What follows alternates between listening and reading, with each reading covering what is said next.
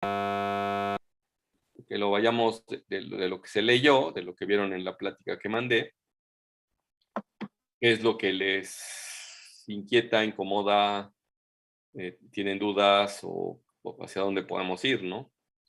Entonces, pues son los detallitos que me gustaría que analizáramos nosotros por acá.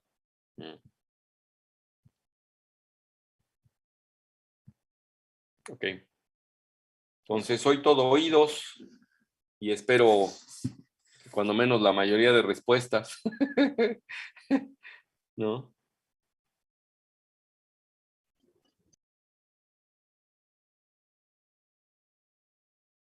¿Sí? ¿Hay alguien que quiera preguntar?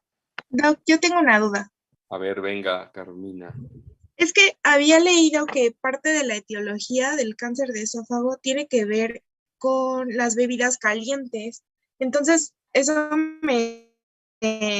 o sea, no sé, como que me causó mucho conflicto. ¿Por qué? Porque tú le pegas a las bebidas calientes. No, ahí va. Resulta que hace ya varias décadas, yo creo que, no sé, mucho tiempo, cuando la medicina era más observacional que experimental, ustedes saben que muchos se hacían en función de observación y de hecho el método científico parte de la observación. Se preguntaba uno por qué los chinos, los japoneses, en general en Oriente, tenían, pero sobre todo ahí con los amarillitos, tenían más cáncer de esófago y de estómago, de ambas cosas. Entonces, se empezaron a investigar costumbres y se vio, hay dos cosas interesantes, la costumbre occidental y la costumbre oriental. Los orientales en el sentido de comer verduras y eso, pues son muy buenos. En el caso de los japoneses, que pues ustedes saben que es una isla pequeña, ustedes pónganse a analizar lo que ha significado Japón para el mundo, siendo lo que es la isla pequeña, con temblores, con tsunamis, con volcanes que de repente hacen erupción, y pues como es una isla, pues está lleno de costa, y entonces básicamente se alimentaban de arroz y de pescado. Y el pescado para conservarlo en otras épocas, pues no era de refrigeración, era de aire ambiente, los que pudieran aguantar, desecándolo con mucha sal y encurtiéndolo, y en otro caso comiéndolos ahumado. Y una costumbre que tienen es de tomar té, y el té solían tomarlo muy caliente. Por un lado, incluso los japoneses hasta el sake se lo toman caliente.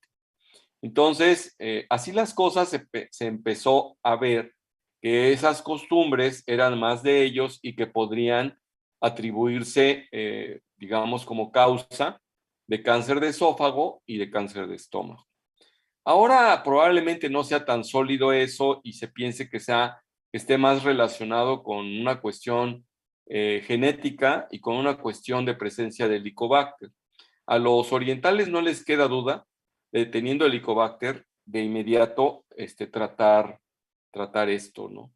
Entonces, en el caso del esófago, eh, la causa en Occidente que más nos mete ruido, y a los orientales también, pero no tanta, es la presencia de metaplasia intestinal en la parte final del esófago, que sería el esófago de Barrett.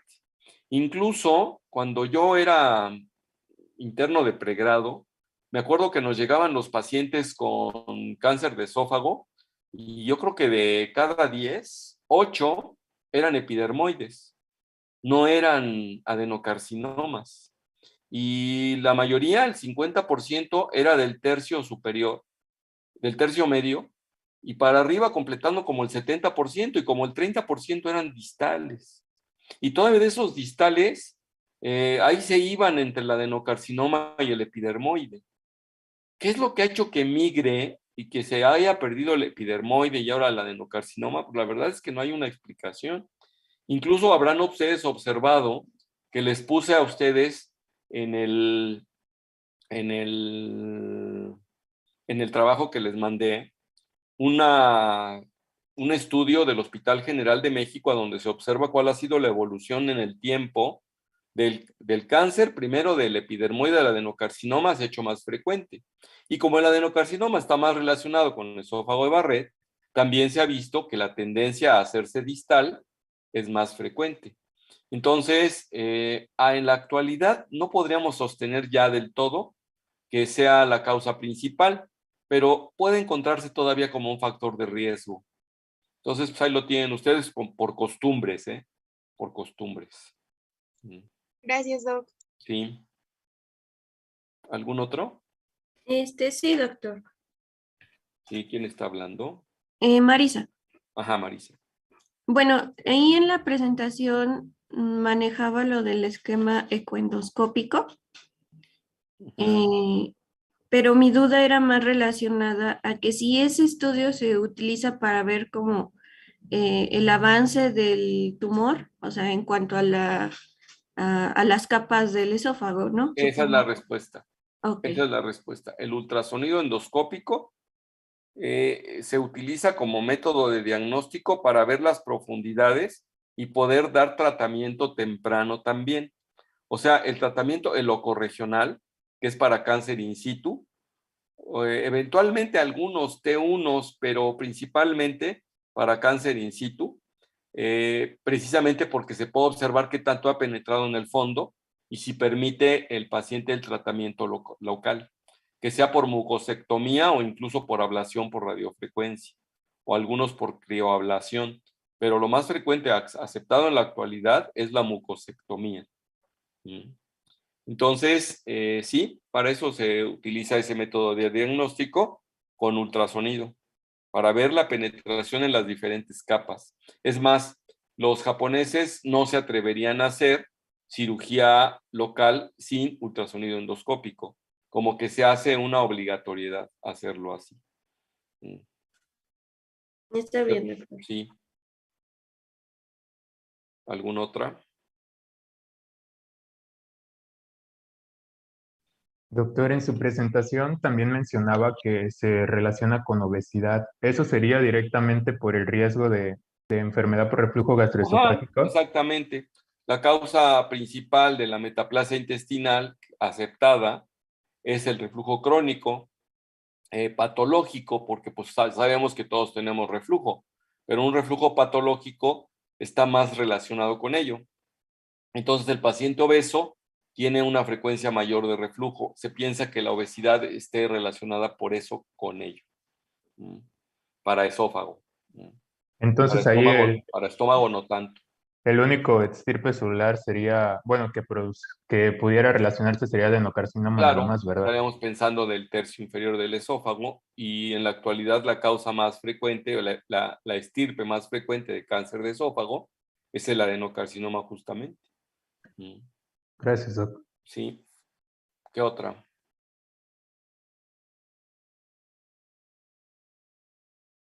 Por ejemplo, esta dinámica de plática, de clase, implica algo, digamos, exige un poco más de madurez de parte de ustedes. ¿Cuál es la madurez? Pues el alumno que aprende solo prácticamente y que solamente se queda con dudas y entonces yo facilito.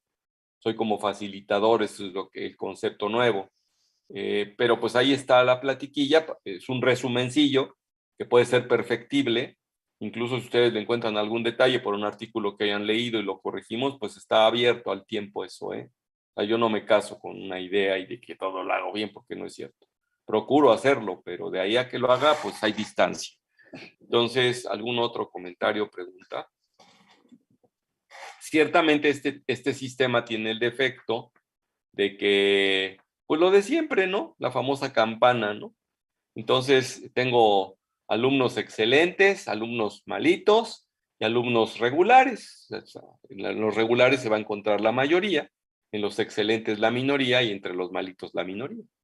Entonces, pues eso es lo que produce este tipo de cosas. Y esto hace una selección, más no discriminación, porque ahora ya todo va a favor. Desde que a ustedes los educaron con que los derechos del niño, y yo no sé cuántas veces les dijeron obligaciones del niño, a lo mejor depende de sus papás, pero pues creo que poco. ¿Qué pasó, Jesús? Buenos días, doctor.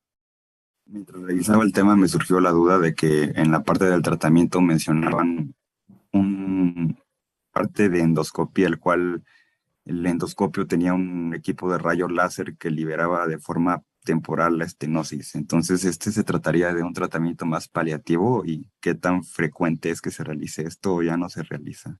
A ver, vamos a checar. ¿Te acuerdas cuál diapo? Ah, es que lo leí en libro de Villalobos de gastroenterología. Ah, en el de gastro, donde decía Ajá. que. Sobre un equipo de rayos láser en el endoscopio que liberaba de forma temporal la estenosis que causaba el mm, adenocarcinoma. bueno, lo que pasa es que liberar la estenosis, o sea, la estenosis es por fibrosis o es por cáncer. Si es por cáncer y está cerrado, entonces ya sé a lo que te refieres al tratamiento paliativo del cáncer de esófago. Y entonces, aquí ya tienen imagen ustedes, ¿verdad? Sí, doctor. En el tratamiento paliativo, el paciente que consideramos que ya no es para resecarse, que tiene metástasis en el pulmón, a lo mejor, o tiene mucha adenopatía, y que tiene una infiltración amplia que a lo mejor haya medio invadido parte de la aorta, porque pues ahí precisamente está la clasificación TNM, ¿no? Que es la que yo les puse en una de las imágenes aquí, a donde, de acuerdo a la penetración, pues era la clasificación TNM, y aquí está esta imagen, a donde nosotros vemos, aquí el tamaño no es significativo para cambiar la magnitud de la T, lo significativo es la penetración a las diferentes capas, y la única que puede hacerse hasta acá es el tratamiento endoscópico. Ya aquí ya no es tratamiento endoscópico. Una vez que llegó a a la lámina propia, propiamente, o sea, la cafecita, está la submucosa, la muscularis mucosa, que está, pues, y una vez que llegó aquí a la lámina propia, hasta ahí es el límite para poder operarlo, ¿no? Entonces, ya una vez que el paciente tiene en la submucosa el tumor, ya se considera invasor, y pues ya, bueno, si la invasión está hasta la aorta y demás, y no solo eso, sino que aquí sí creció el tumor, pero no es porque crezca que hace la estenosis, a veces también retrae las paredes, se enjuta y genera la obstrucción. Entonces, lo que podemos utilizar es a veces un pasaje, como en este caso, de un globo, y puede utilizarse, ya después se pone un stent. Y entonces esto impide que esto se cierre y el paciente puede seguir comiendo. En realidad, eso es lo que se logra con estos pacientes. Curiosamente, este tumor no produce mucho factor de necrosis tumoral y no quita tanto el hambre. Hace que pierda peso el paciente mucho porque no pueden deglutir. De hecho, ojo, paciente mayor con disfagia, descarten cáncer de esófago, ¿eh? Descártenlo porque ese es el signo pivote, la verdad.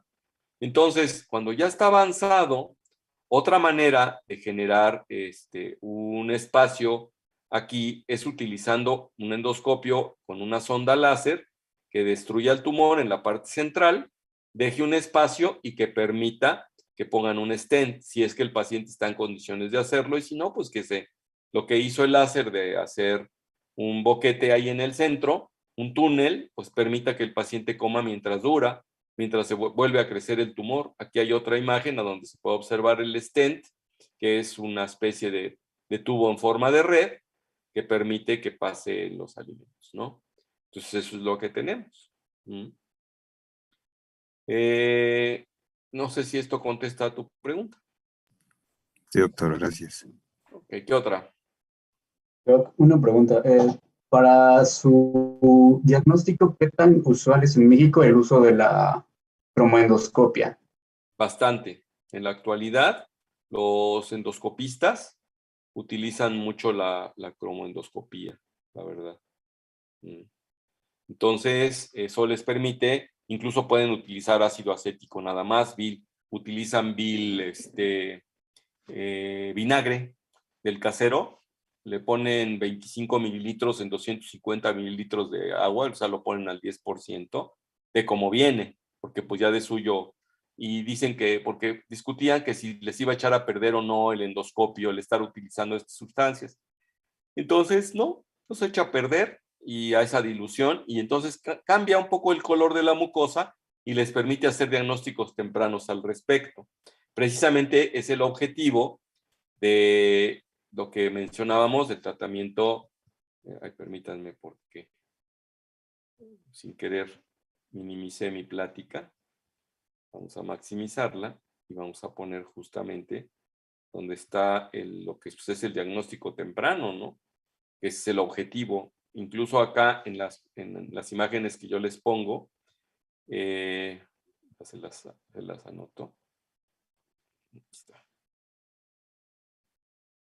De las imágenes que yo aquí ubico, no solamente está la cuestión de generar, digamos, de contrastar con la cromoendoscopía que se dice, sino también los propios endoscopios en la actualidad traen filtros de diferentes colores y magnifican de forma impresionante, que pueden ver casi una especie de comportamiento histológico.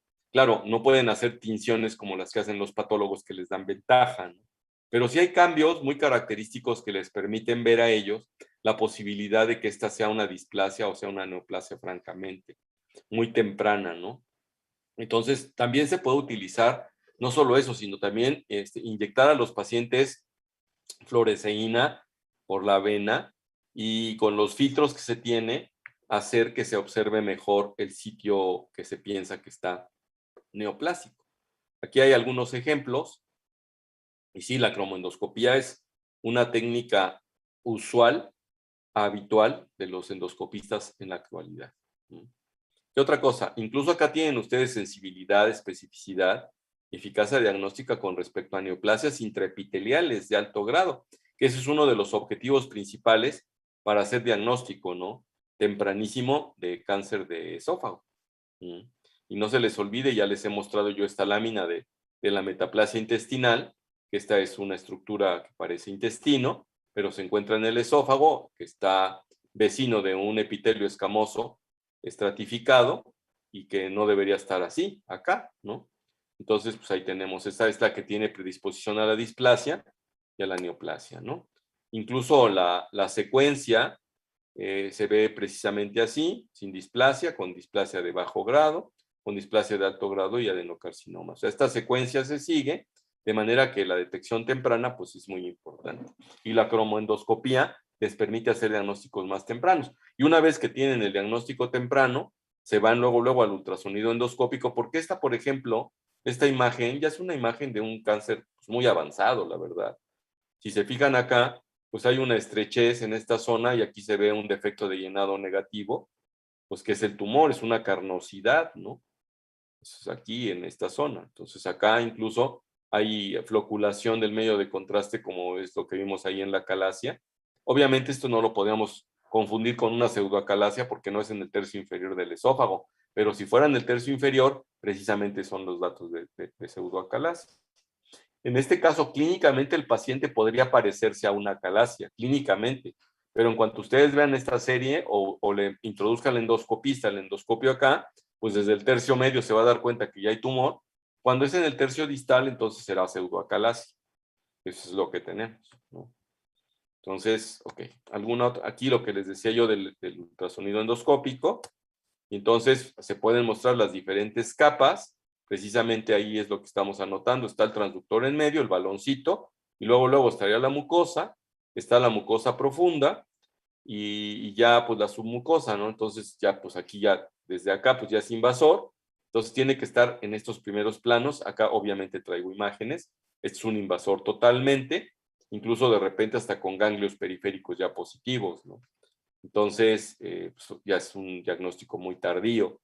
Acá por ejemplo también hay un gangliecillo, acá, y acá pues se ven las diferentes capas y probablemente la infiltración esté aquí, ¿no? Entonces, pues básicamente, ¿alguna otra pregunta? Lo que está, por ejemplo, para hacer la ablación por radiofrecuencia, para tumores tempranos se puede utilizar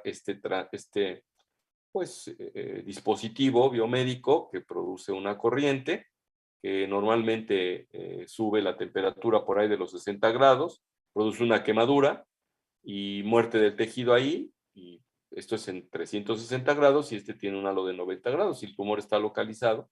Y pues también viene la mucosectomía famosa, ¿no? Aquí está un ejemplo de ablación por radiofrecuencia, sobre todo para un paciente que tiene displasia de alto grado. Para esta displasia de alto grado es para la que la proponen, ¿no? Y tienen ustedes la resección endoscópica, por ejemplo, aquí probablemente nadie se imaginaría que es una neoplasia inicial, ¿no? Entonces, tal vez sea displásico. Y aquí el chiste es darle margen acá y darle margen en profundidad, ¿no? Entonces, ciertamente este no es de esófago, este es de estómago, pero la técnica es la misma y por eso se las traje. Entonces, acá tienen ustedes la posibilidad de hacer una resección solo con asa si el tumor está acá. Esa es una manera de atenderlo, tiene que ser muy chiquito, casi puntiforme, y dejan una úlcera ahí abajo, ¿no? Entonces, la posibilidad de sangrado siempre existe, eso sí. Otra forma es hacer ya una resección como esta, a donde ustedes están observando. Primero que nada, marcan el sitio de la zona portatal. Entonces, está una displasia y hay que darle unos márgenes de unos milímetros. Aquí nos mencionaban los endoscopistas que con 2, 3 milímetros, hasta 3 es mucho, es suficiente. Entonces, marcan con electricidad acá y empiezan a despegar. Y hacen el despegamiento hasta observar casi la capa muscular. Y entonces dejan una ulcerota y esa ulcerota va a sanar.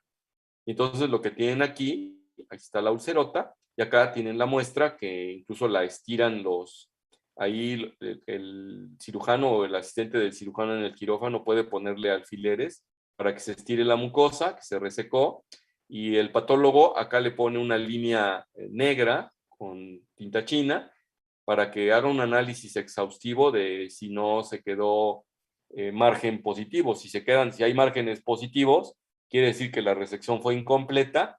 Entonces, difícilmente repiten el evento los colegas. Hay veces que utilizan mejor ablación por radiofrecuencia o los vigilan todavía, si es que se trata de displasia.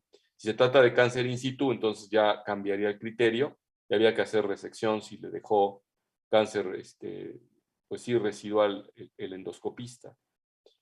Bueno, ¿alguna otra?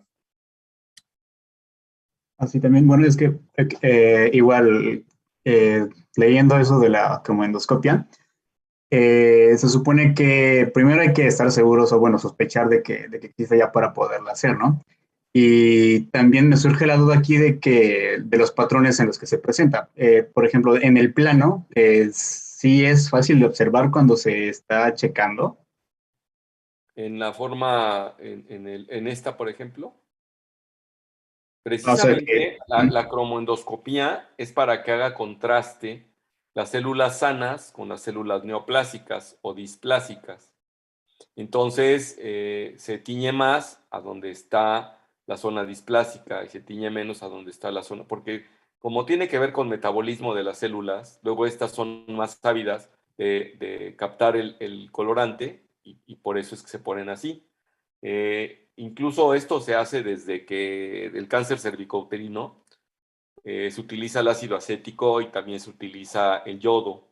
Y entonces a donde capta más yodo es la zona que está más afectada.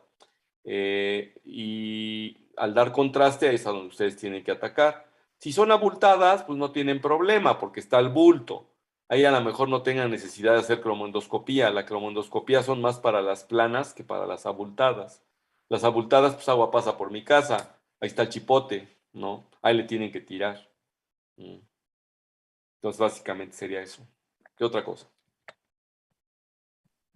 Doctor, Doctora Brenda, perdón. Mayrani, ¿qué pasó? Perdón, después de hacer la estadificación mediante la cromoendoscopía, ¿no sería como recomendable hacer una Bueno, la tomografía? cromoendoscopía no te sirve para tapificar. La cromoendoscopía te sirve para guiarte dónde tomar la biopsia, solamente. Ahí donde hacen la cromoendoscopía y es positivo, ahí toman la biopsia. Y entonces ahí es a donde es más sugerentemente que esté positiva para lo que tú estás buscando. Entonces, para eso es. Ahora, la tapificación ya será contra, vamos a suponer que te dice el patólogo, te dice que tienes una displasia de alto grado, pues ahí no hay tanto pleito. pero sí porque se puede vigilar posteriormente y volver a tomar una biopsia. Pero si te dice que tiene un cáncer no invasivo, entonces lo que tienes obligación de hacer, ahora lo que sigue, ahora sí etapifícalo.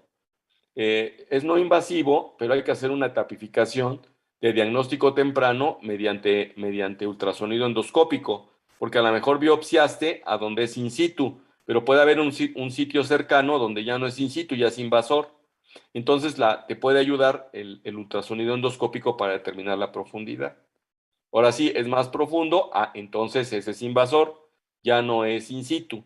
Si sigues tú viendo en tu endoscopio que es in situ, entonces es a donde haces la resección, como la que les dije.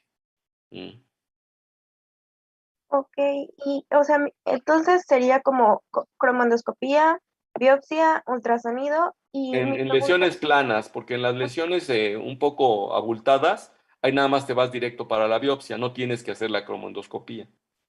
ya directamente lo ves con la La endoscopia. biopsia, y entonces el patólogo ya te dice. El Mi patólogo pregunta sí va a hacer sus tinciones. sería si es recomendable hacer la tomografía para ver si está en otros órganos o ya Bueno, si no se lo trata de menciona. in situ, hay un prácticamente 100% de que no hay metástasis.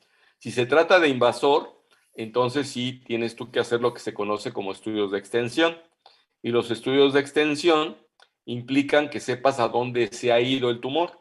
Y entonces, en todos los casos, en el caso del esófago, se requiere tener una tomografía de tórax, obviamente, simple y contrastada, para ver si hay adenopatía o incluso infiltración del tumor.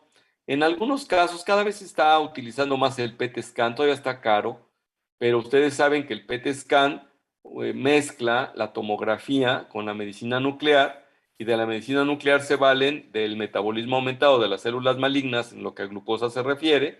Hay otras, porque si se refieren a neuroendocrinas, entonces se utiliza otro tipo de marcador.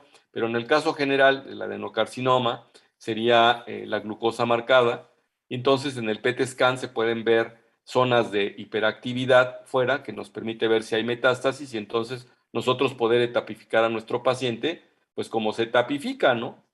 Entonces, ahí al respecto, lo que vamos nosotros a ver, pues estará en función de la etapificación que está aquí, ¿no? Entonces, primero, el tumor, número, si está in situ, qué tantos ganglios están invadidos y qué tantas metástasis hay, y entonces en función de eso tenemos las diferentes etapas.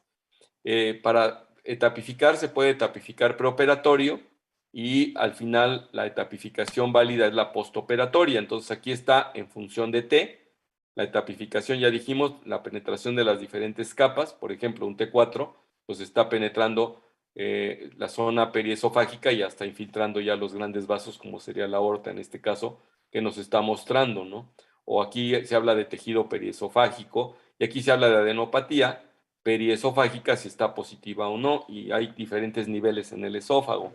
Ustedes saben que están los niveles infracarinales, carinales, supracarinales y hasta los del cuello. Entonces, o incluso del abdomen. En un momento dado puede haber hasta invasión de los tumores de los primeros niveles del estómago en la unión esófago-gástrica, ¿no? Entonces, en función de eso se hace la tapificación, y en función de eso se decide el tratamiento para el paciente, pero sí hay que hacer estudios de extensión, totalmente lo que tú dices. ¿Qué otra Gracias, cosa? doctor. Yo tenía una duda. Sí, Amairani. No, Marisa. Sí, Marisa. Bueno, había mencionado que la mucosectomía y la resección endoscópica era para displasias. No, Ok. la displasia no se hace resección endoscópica. En la displasia se prefiere de bajo grado hacer nada, solamente evitar el reflujo y la displasia que asiente en un esófago de Barrett. Entonces, o optimizas tu tratamiento antirreflujo con bloqueadores de bomba de protones, o le haces un Nissen al paciente. Posterior a eso, vuelves a revalorarlo en 3 meses, y si sigue con displasia, entonces ahí puedes hacer ablación por radiofrecuencia, si ya tienes asegurado, garantizado que no tiene reflujo el paciente, y me refiero a Barrett. Y en el caso de displasia de alto grado, incluso puedes hacerle la endoscopía nuevamente al mes, por si las de hule, que no tenga ya un cáncer in situ. Y si se trata de cáncer in situ, pues lo que hemos estado comentando. Entonces la mucosectomía ya Es sería... para cáncer in situ, Ok. exclusivamente. Y había una imagen, creo que anterior a a lo de la paliativa, que era la unión, ahora la resección del esófago afectado y la unión con el Ah, bueno, estómago. claro, para el manejo, para etapas 2 y 3, entonces cambia. Entonces, otra vez regresándonos a nuestra platiquita, para etapas, por ejemplo, estadios 2, en el 2A tenemos un T2 N0M0 o T3 N0M0. A estos pacientes se les puede manejar quimioterapia neoadyuvante y posteriormente hacer la resección. Entonces, porque es un tumor invasor. Entonces, uno de los problemas que tiene el esófago es que fácilmente invade los ganglios periféricos. Entonces, normalmente pues una exigencia es la disección ganglionar amplia. Por eso se discute mucho si se hacía por laparoscopía o no. Bueno, por mínimo acceso, porque aquí ya no es laparoscopía, porque el láparo se refiere al abdomen, ¿no? Y bueno, sería toracoscopía, que también puede ser laparoscopía, porque puede ser mixta, por entrarle por abdomen y también por cuello, por ejemplo, pero por abdomen se puede hacer una resección. Aquí lo importante es que alcances a disecar todos los ganglios, que ese es el objetivo para hacer la cirugía que se conoce como radical y tratar de generar lo que se conoce como resección cero. Resección R0 quiere decir que dejas cero tumor, que no dejas tumor.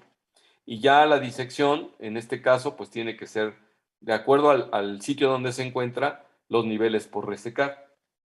Tercio distal, pues infracarinales, tercio medio, infra y supracarinales, tercio superior, supracarinales y cuello. Entonces, hay veces que hay que hacer toracotomía para poder hacer esa resección. Hace poco en un congreso nos presentaron un bonito trabajo por cirugía robótica y se dice que se puede hacer muy bien la cirugía radical en los diferentes niveles por cirugía robótica, accesando, pues depende el nivel, ¿no? Y dónde, pero si es tercio medio a inferior, accesando por tórax. Y está interesante. Entonces, ¿qué es lo que se tiene que hacer? Pues normalmente pues, se hace una esofagectomía y una sustitución del esófago por el estómago. En el tercio inferior, pues no se puede utilizar cáncer del tercio inferior, no se puede utilizar el estómago por invasión, pues sí se puede. Se quita el fundus gástrico y se puede utilizar un tubo gástrico o se puede utilizar una interposición del colon para sustituir el esófago. Se puede hacer por abdomen nada más. El problema de hacerla solo por abdomen es que no se puede hacer una disección suficiente ganglionar. Si se trata de una cirugía paliativa, a mí de hecho me tocó ver muchos casos que operó el profesor Moreno ahí en el hospital donde estuve en Madrid, donde era una cirugía francamente paliativa, pero era una cirugía muy mayor que él hacía por abdomen y solía subirle el estómago hasta el cuello al paciente. Hacía una especie de tubo como el que se ve acá, es una manera de tratarlo.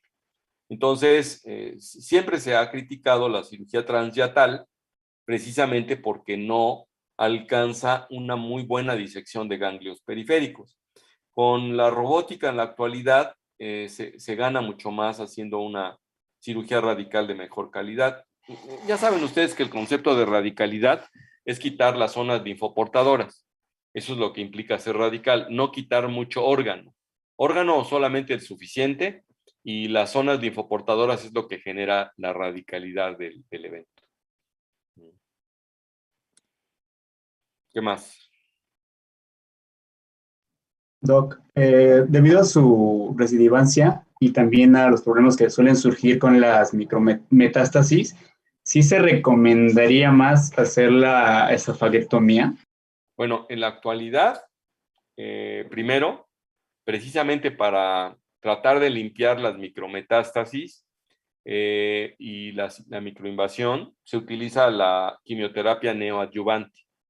Entonces a los pacientes se les da quimioterapia primero y luego se hace la resección y se valora si se continúa con ciclos de quimioterapia. Es el tratamiento más aceptado en la actualidad. De esa manera, las micrometástasis, que el nombre lo dice, que tú no puedas observar y que eventualmente te impedirían dejar un R0, la quimioterapia te lleve a que lo que resecas se vuelva a recer. Incluso cada vez se utiliza más la quimioterapia neoadyuvante con fines de lo que es irresecable, hacerlo resecable. Hay un porcentaje de pacientes de que se consideraron no resecables pre-quimioterapia y se consideran ya resecables post-quimioterapia. Incluso en otros órganos es interesante porque en el colon, en el recto sobre todo, con mucha frecuencia se obtienen piezas ya sin tumor después de quimioterapia neoadyuvante. Entonces quedaba la duda de si se resecaba o no, y en la actualidad hay una clasificación post-quimioterapia y radioterapia, porque ahí se hacen mixtas, radio y quimio. Y hay algunos cambios celulares que son de factor de alto riesgo y de bajo riesgo para determinar si al paciente se le continúa con la quimioterapia o no. Me refiero a recto. En esófago no se ha especificado tanto eso, o cuando menos yo no lo conozco. ¿Alguna otra? Doctor, entonces la quimioterapia neoadyuvante lo podríamos dar desde un estadio 2. Desde el O desde- estadio hasta, en algunos casos han ensayado hasta en el 1, porque un porcentaje de pacientes, claro, en estadio 1 se infiere, por lo que hemos estado viendo acá, para repetir aquí, si estamos hablando nosotros en la etapificación de, perdón, acá está, las etapas, si estamos hablando de estadio 1, hablamos de T1, y entonces en T1 no hay ganglios. Entonces, pero hay algunos factores de riesgo que se pueden considerar, como podría ser que sea indiferenciado, como podría ser, son de los principales, ¿no? Que vean muchas mitosis, a veces se sugiere dar también. Incluso en el 2A, sobre todo la neoadyuvancia está más orientada al 2A y al 2B. Ciertamente el 2B está súper justificado porque ya hay ganglios preoperatorios o incluso postoperatorios, pero si hablamos de neoadyuvancia tiene que ser preoperatorio a fuerza. Entonces, si ustedes ven ganglios que son sugestivos, porque la verdad la única manera de determinar que son positivos es el patólogo, es el que nos lo dice. No hay otra persona que nos lo diga, la verdad.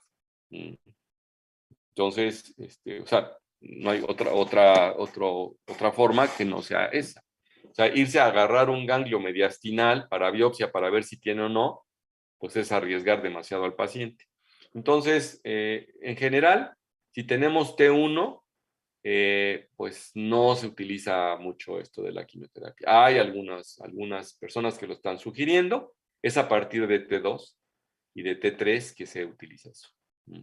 O sea, de una etapa 2A, a donde ya la posibilidad de que existan ganglios positivos, estadísticamente hablando, pues ahí está. Tumores T2 y T3 pueden, porque incluso aquí tienen ustedes, por ejemplo, T1, T2, T3 y T4 con N1 demostrado. Por eso, ante esta posibilidad, por ejemplo, acá puede tener N1 que se les escapó a ustedes radiológicamente, le va a ir mejor a un paciente al que se le da una adyuvancia, aunque sea T1, si es que fuese en realidad esto, pero que preoperatoriamente lo vimos como esto, por eso proponen neoadyuvancia. ¿Sí queda? Sí, doctor, gracias. Por cierto, antes que se me pase, para que vean ustedes la sobrevida de los pacientes, de acuerdo a la etapa, las tasas de sobrevida. En etapa clínica 0, 95% incluso. En estadio 1 va del 50 al 80 y son también lo que proponen los quimioterapeutas para dar neoadyuvancia. En la 2 del 10 al 30 y en la 3 del 10 al 15 a 5 años. O sea, es una sobrevida baja en realidad en el esófago. Debe tener mortalidades elevadas. Acá, por ejemplo, cuando son tratamientos tempranos, de tumores tempranos, ahí cambia totalmente el asunto. Porque en tumor in situ, en estadio 0, pero ya existe tumor, pues 90% a 5 años. en T1,75 acá y lo mismo acá, ¿no? Tenemos ya pues, unas tasas muy bajas cuando hablamos de etapas 4, ¿no? Bien, es algo que les quería yo mostrar. ¿Algún otro comentario o pregunta? Doctor, yo tengo una duda. Estaba viendo que, bueno, hay ciertas contraindicaciones absolutas para la intervención quirúrgica y mencionaba ganglios supraclaviculares positivos o tumores localizados en esófago cervical a menos de 5 centímetros del músculo cricofaringio. ¿Eso por qué razón sería? ¿Sería, por A ver, ejemplo, por la la primera. disposición anatómica? La primera que es ganglios supraclaviculares, que normalmente se conocen como de Virchow. Está hablando francamente de una etapa 4. Y en etapa 4 ya viste el pronóstico, ¿no? Entonces, ¿para qué los metes tú a dar a cirugía? Realmente no vale la pena. Esos pacientes se les puede dar quimioterapia. Y de repente tienes algunos de esos que pueden convertirse en resecables, pero son los menos. El otro es que hables de esófago cervical y que esté muy cerquita del cricofaringio, ¿no? Con infiltración, ¿no? En realidad esos pacientes se discute si es una contraindicación formal o no. Hay algunos grupos que dicen, ¿por qué no? El paciente se le puede hacer una faringectomía con resección de esófago y si no tenemos adenopatía importante, se le da quimio preoperatoria, se le hace la cirugía y al paciente se le deja sin deglutir y se les pone una gastrostomía de por vida, ¿no? Entonces, a lo mejor sea por calidad de vida que se quiera evitar eso, pero de que se puede, se puede. Gracias, doctor. Sí. ¿Qué más?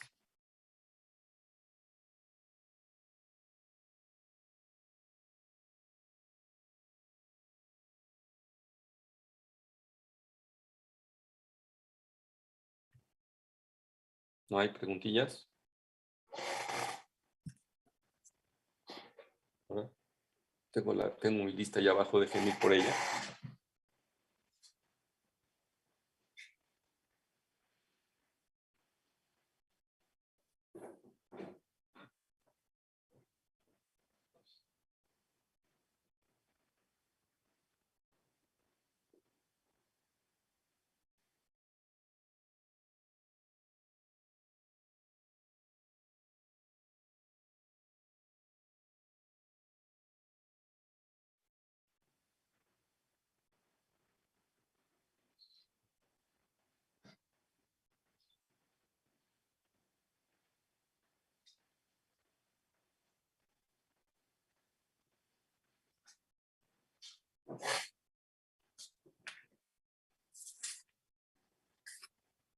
Bien, pues pasaremos listita con ustedes.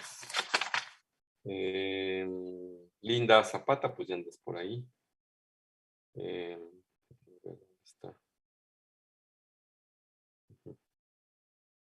Linda Zapata. Víctor Vargas, también ya por ahí participaste, ¿verdad? Andrea Torres. Presente. Oscar Tapia. Presente, doctor. Gameda. Presente, doctor. Mabel. Presente, doctor. Edgar. Presente, doctor. Iris. Presente, doctor. Carmina. Presente, doctor. Marisa, ya también por ahí andas. Alan. Presente, doctor. Fer Rafta. Presente, doctor. Okay.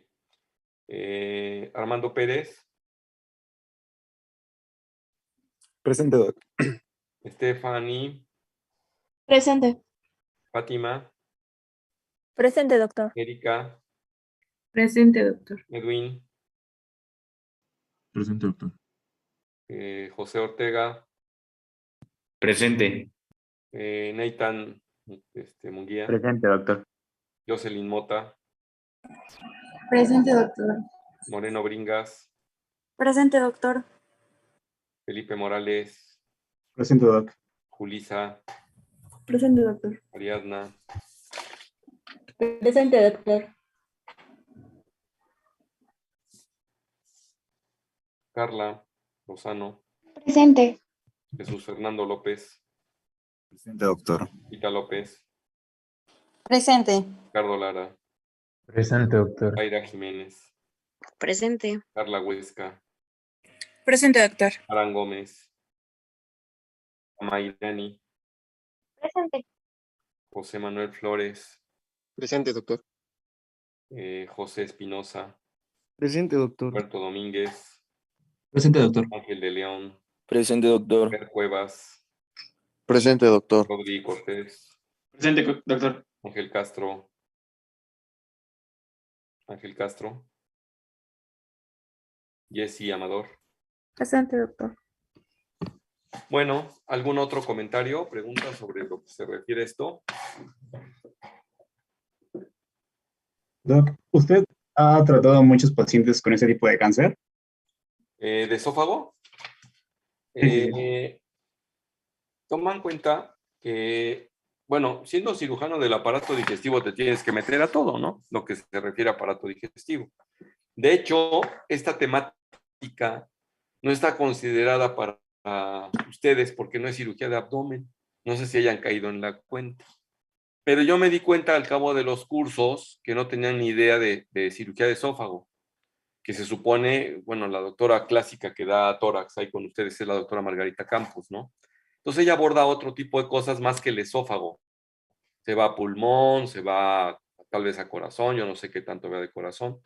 Se va a la cuestión de urgencia, se va a la cuestión de trauma ahí de la pared costal, y me acuerdo que los pone hasta, no les tocó a ustedes, pero los pone hasta hacer que ideen cómo hacer un sello de agua y cómo evitar que haya un colapso, etcétera, que me parece muy bueno en ese sentido. Pero de esófago me daba yo cuenta que como que ni idea. Dije, bueno, pues lo voy a meter en las pláticas de nosotros. Entonces, en nuestro caso, quien hace más la cirugía esta de esófago, depende. En los hospitales de gran concentración, por ejemplo, en el Instituto Nacional de Cardiología, está normalmente los cirujanos de tórax que ven, o sea, hay en el INCAN, existe el médico que se dedica solamente a ver tumores del aparato digestivo y está incluido el de esófago, pero tienen su clínica básicamente de tumores de cuello y de esófago incluidos. Y aparte está el de tórax. Entonces se mezclan un poquito y los cirujanos de tórax, de pulmón y hacen esófago, hacen mediastino también. Y los cirujanos cardiotorácicos hacen neoplasia de corazón, que prácticamente no existe. Hay muy poquititos tumores de corazón, ¿no? Pero pues los que llega a ver, pues obviamente son cirujanos de tórax. Entonces, en otros sitios, por ejemplo, en nutrición, existe un oncólogo con ellos que se encarga de hacer todos los tumores de ahí. Incluso, claro, también los otros cirujanos que no son el oncólogo, pero él participa en todos. Entonces, en cuanto a criterio, en cuanto a operar, pues ese es el oncólogo que está en nutrición, el que hace este tipo de cirugía.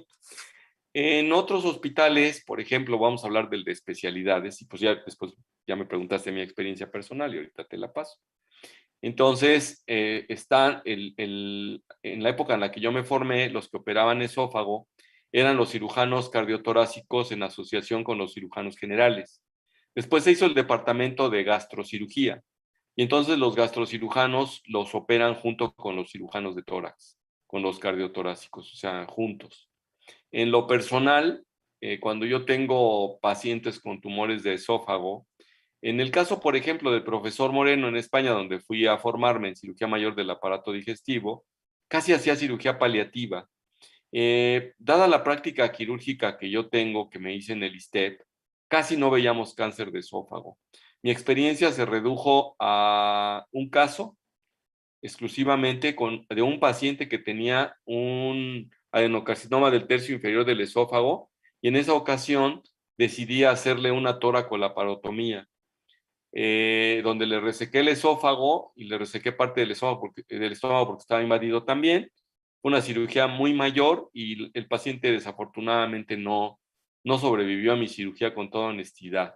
Se complicó del pulmón, en parte, en esa ocasión no tuve un buen apoyo en terapia intensiva, porque el paciente no se fistulizó ni nada, o sea, le funcionó bien la unión que le hice y todo, se puso séptico, a lo mejor tenía una microfuga que no detecté y finalmente falleció el paciente.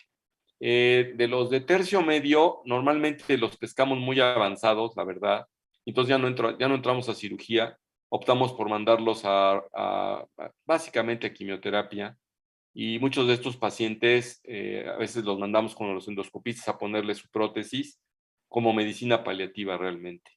Entonces yo no estuve en un hospital de mucha concentración y afortunadamente no hay mucho paciente.